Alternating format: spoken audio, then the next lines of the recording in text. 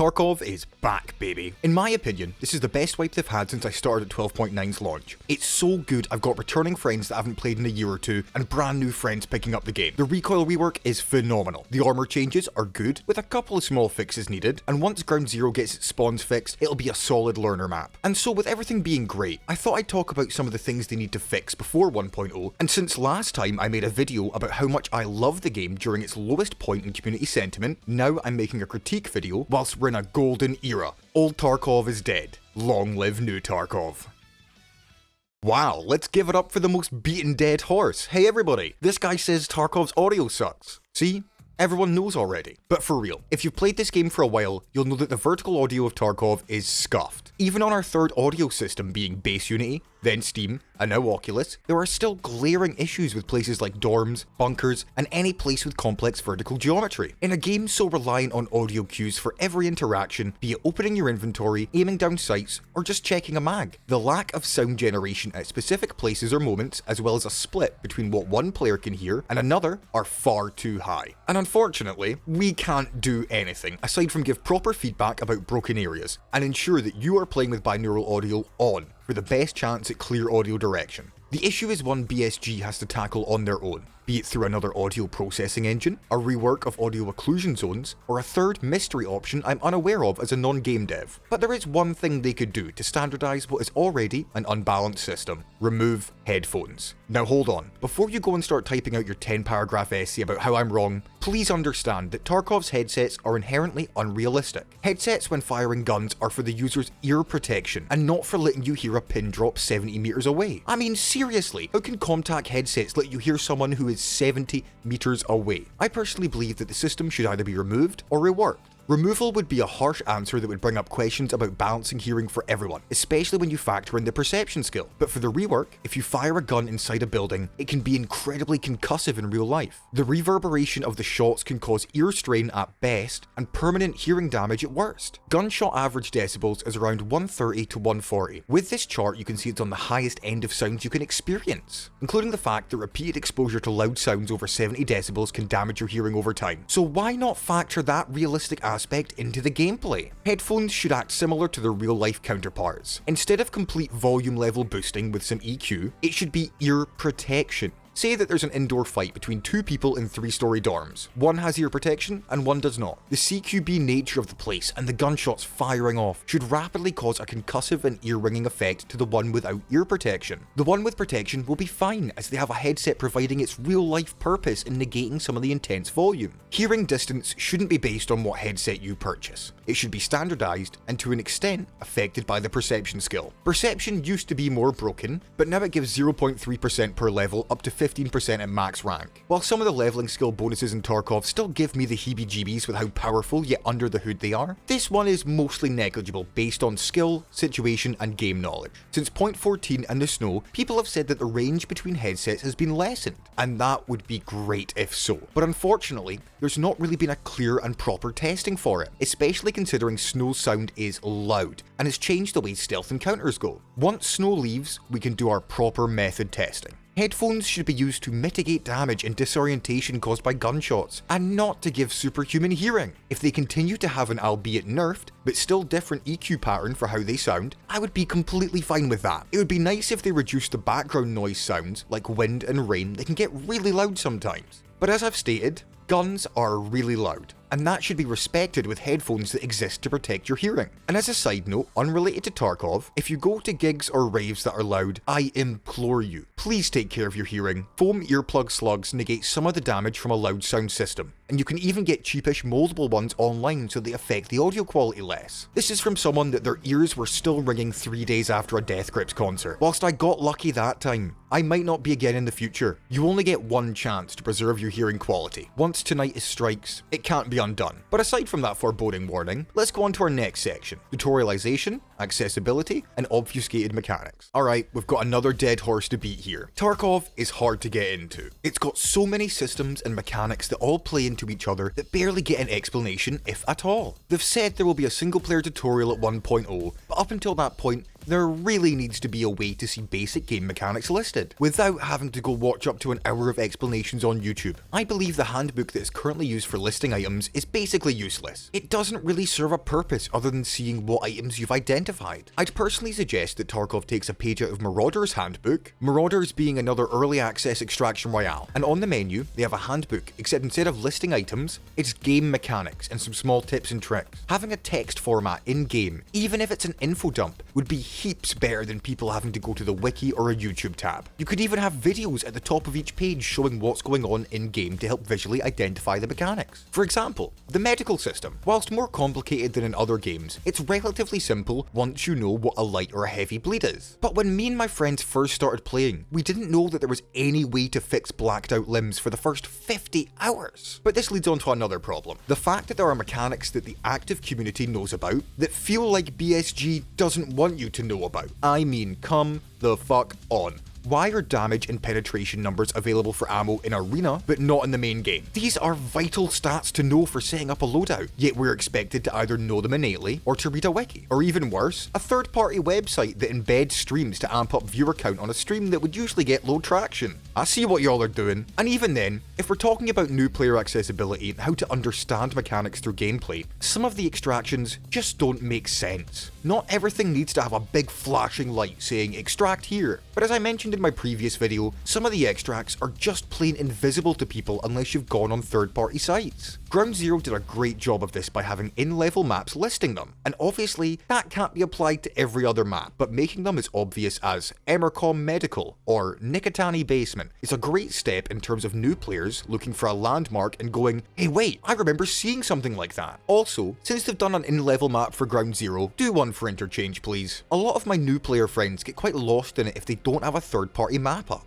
It would make navigation so much easier. But that also brings up the underutilized map system. Whilst it's nice that you can pass maps to other players with custom markers and locations noted on them, it would be even nicer if you could get advanced maps with extract locations. But if they intentionally want to be mysterious, then add noted clues and general areas for extractions. That would be both more immersive and give newer players a much easier and in-game way to learn them. Even stuff like knowing you can loot a dead body lying down, but if you loot a crate, then it makes you crouch. Unless you start crouched or standing, and then quickly tap F then X to lie down before the interface opens. This is unnecessary, and we don't know if it's intended or not because it's not communicated to us. But that's a minor complaint compared to the fact that Tarkov basically has mini crits from Team Fortress 2. Fragmentation chance is a mechanic where bullets that are under 20 penetration have a % chance to rupture upon hitting, and deal 50% more damage to that limb. But with how Tarkov's blacked out limbs and pass-through damage works, even when reduced, a shot to the arm could cause you to take fatal damage if your thorax isn't on full health. Why is this a mechanic in a realistic tactical first-person shooter that rewards game knowledge from armor to ammo? The chance that a bullet just does bonus damage and kills your opponent because you got lucky gambling and not because you were more skilled. But as with so many things in Tarkov, you don't know unless you've checked a third-party site because none of this is communicated to the players. And as you've gathered, BSG sucks at communicating. Many people ask me, Nikita, will be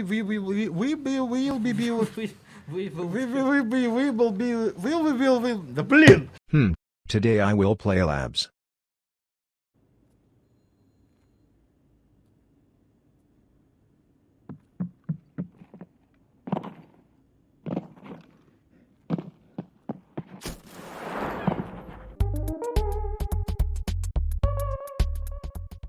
BSG's communication is terrible. Like, seriously bad. They have so many PR and community reps that are apparently prohibited from saying anything unless it's behind closed doors and off the record directly to content creators. And that doesn't even start on how slow their support team is. I mean, what game in early access lets you create one support ticket a day? This was highlighted recently over the Christmas period, where verification emails just weren't getting sent out. If you were lucky enough to be logged in already, then you were set. But some people weren't able to play the first 5 days of the wipe because BSG's verification email emails weren't going out, and their support team either didn't respond or were unhelpful. The only time people get active communication from BSG is when there's a crisis point. As an example, being when the discussion of hacking got to critical mass last year, with everyone being tired of being killed by cheaters, resulting in Goats, the wiggle that killed Tarkov, creating waves of controversy, even with people outside of the Tarkov sphere. BSG's answer to this was to post a monthly update showcasing how many cheaters they ban each month, which is a good start, with a statement that a lot of anti-cheating teams say: "We're working hard and constantly working, but we can't tell you what we're doing behind the scenes because catching cheaters is a cat and mouse game. If we let you know what we're doing, then the cheat developers know that too." It's an understandable response, but one that does little to soothe the scathing masses' anger. My suggestion would be something people have already suggested time and time again, and one they recently added with Arena: kill cams. And no, not Arena or Call of Duty style cams that show immediately after death. I'm suggesting that they be viewable after the raid would end, or as a general time frame, 1 hour after death. This way, sneaky snipers and rats positions aren't compromised by someone getting killed and immediately snitching to the rest of their squad. Nikita and other players claim, but how could we do it in a way that's realistic or fits into the game? Simple. Special equipment. A couple of wipes ago, they added 2 extra special equipment slots, used for taking a compass, markers, or radio jammers into raid,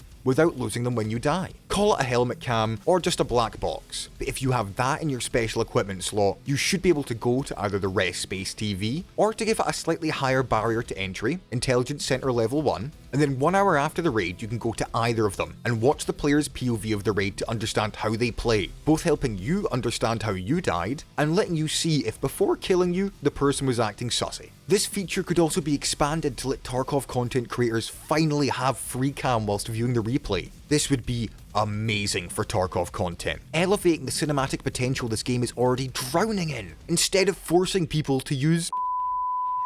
Another addition to the communication issues is that unless you follow BSG on Twitter or actively browse the subreddit, you won't be aware of any of the in-game events unless they have a quest tied to them. So many cool events happen towards the end of a wipe that make no sense unless you see the ARG or event postings on Twitter. When they release newspaper clippings or leaked documents saying that all the bosses are on one map, or that time that you started every raid on a specific map poisoned and had to kill and loot scavs for temporary antidotes. BSG should have a tab in-game for communication and updates. Patch notes for the game, images of teasers, something that the players in-game can see that actually keep them up to date with what's happening so they don't once again have to go to a third-party site to keep updated with the game. With the player base in mind, that brings us to our next point.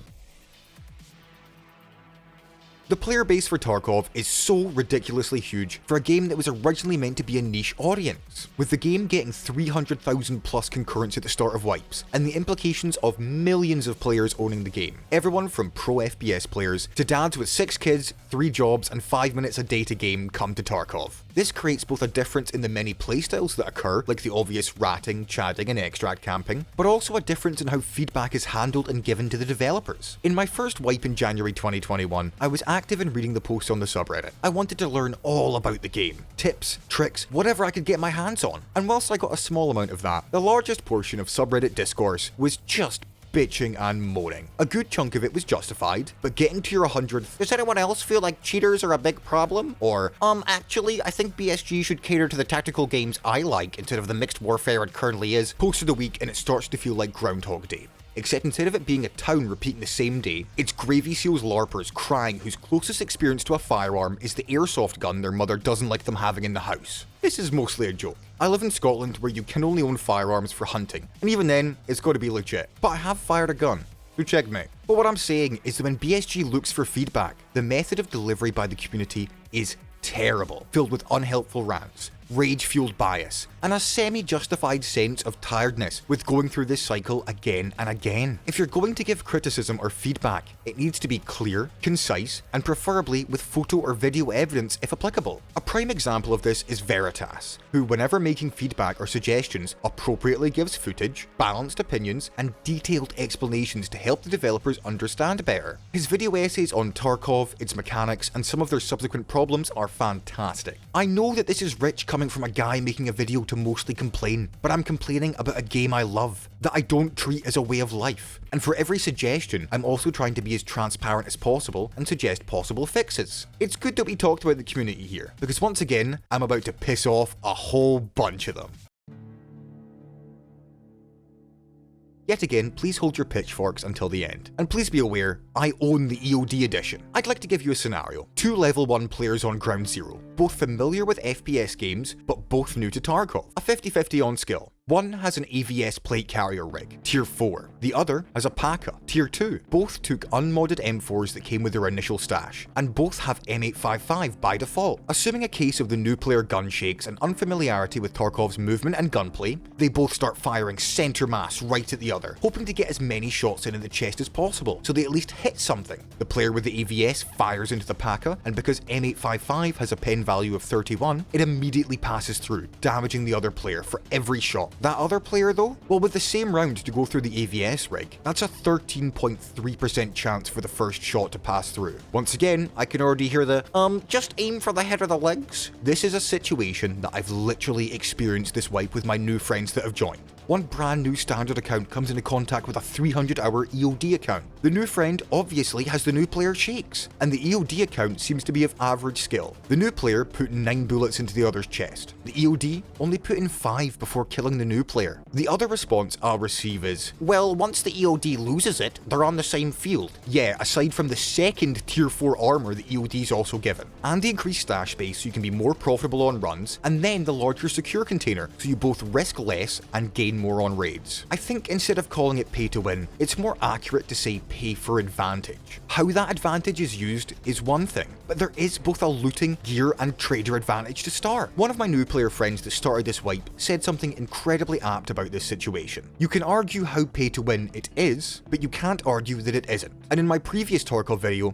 I said the following. There's always a bit of controversy that EOD is pay to win compared to standard, and as an owner of the EOD edition, I can safely say it really is. Without going into all the specifics, you start off in a more advantageous place with all the traders, you don't have to upgrade one of the most costly aspects of your hideout, and have a larger secure container than standard accounts. But the thing is, I'd be happy if they removed everything except for the free access to any DLC in the future. I bought EOD not for a leg up, but because I wholeheartedly believe in the vision Nikita has, and the gameplay it currently is. I want to support this game as much as I can, and I want to play every single bit of content they ever release. And I stand by that. But with EOD being removed, there's now an elite tier of accounts that can't be purchased, an innate advantage that is inaccessible to new players. They've said they will be adding a new EOD-like tier, but what it will contain is completely up to BSG's discretion. My opinion is that it's far too late to take away content from EOD accounts. Aside from public backlash, there are also some legal shenanigans I fear would be far worse for BSG. Instead, I'd like to suggest just standardizing starting items and giving the base stash a couple of extra rows of slots. EOD can keep max stash space in their larger container, but this would provide a more equalized starting experience and make the early game inventory Tetris easier for new players. Now that I've pissed off a good portion of the player base, let's all calm down and agree. Matchmaking sucks.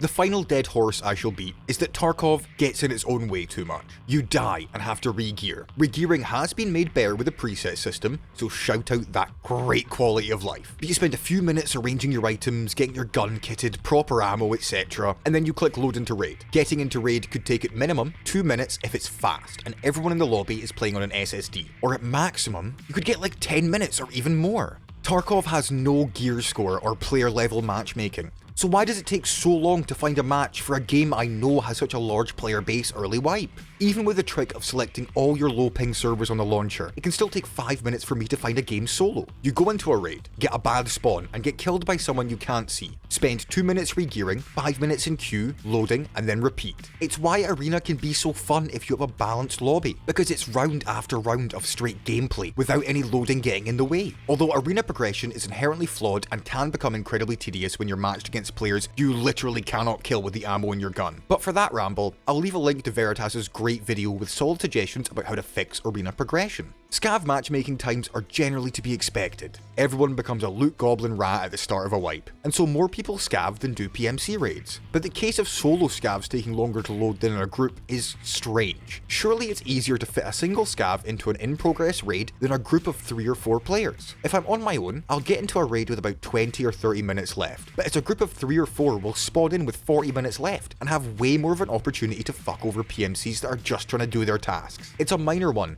but it really contributes to the feeling that half the time you spend in-game is in menus or loading than actually playing it. And that leads me on to my final point. The spawns in this game fucking suck. I know it's difficult to balance player spawns against their distance to each other versus their distance to loot or key points of interest, but something has to be done. As you're seeing in the background, there are so many scuffed spots where you will spawn and go, oh, I know where at least one other player will spawn near me. I love that Tarkov makes you think about almost every single action you take. What you brought in, what you're taking out, where to position when traversing to make sure you have the most amount of cover or escape routes. But I should never have to think, I've spawned here. I know that there's almost a guaranteed chance that another player spawned near me and I can cut them off on the way to a POI. In terms of fixing the spawns, there's already ideal spawns for quests, loot rushes, and optimum positions to kill other PMCs. The only thing that myself and the community have been suggesting is creating way more possible spawn points. There's always going to be best spawns, but greatly increasing the variables of spawn conditions and positioning would do wonders to ease what can already be a highly frustrating system. And that's a real shame, because be it PMC or Scav, this game is amazing, and I just want to play more of it, and have it be the best that it can be. So let's round this off. Will these suggestions make Tarkov a better game? In my opinion, yes. Will BSG actually listen to these suggestions? I'm not sure. Frankly, this was a way that I could discuss things that I was annoyed at in a way that was clear and healthy, rather than some people just shitting on the game and expecting BSG to magically create ideas. Iteration and communication is key in a community, and especially between players and devs. I wish BSG was as active at responding and listening to feedback as RuneScape's developers. You see, OSRS developers are in the subreddit, commenting on memes, taking suggestions and feedback, or even giving advice to new players. It would be nice to see posts from the BSG team on their Reddit or Twitter account asking for feedback and actually responding. Dimitri does this from time to time, but it feels like they just take and list the responses instead of actually having a back and a forth with the community. But then again, with how vitriolic and hateful some of the Tarkov community is to the developers, I can see why. I'm gonna go back to playing this wipe with the boys, being actual rat bastards and having some of the most fun I could have in a first-person shooter. I hope Nikita releases more music on Spotify, because that shit slaps, and I hope that you have a good wipe. Remember, scavs are weak on our own, but if we work together, the PMCs won't stand a chance against us. Get that scav karma up, gamer. I'll see you in Tarkov. Thank you for watching.